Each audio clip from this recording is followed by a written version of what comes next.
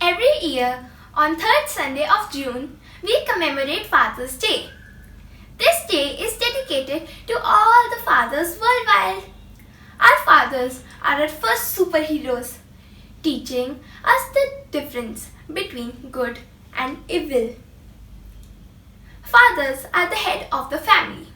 Fathers are the pillars who keeps the family together and supports them through all stages of life. My father always supports me. He always encourages me and looks after all my needs. On Father's Day, we honor our fathers by giving them special presents, appreciation, and spending whole day with them.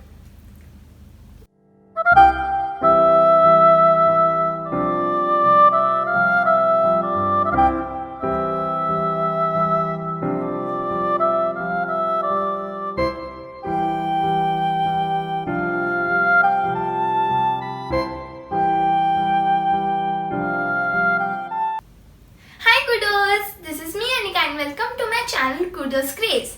As we all know that we are going to celebrate Father's Day on 19th of June this year. So today I am going to bake a cake for my father out of strawberries. Strawberries is one of the favorite fruit of my father. You can choose any fruit that your father likes to bake this cake. So let's get started.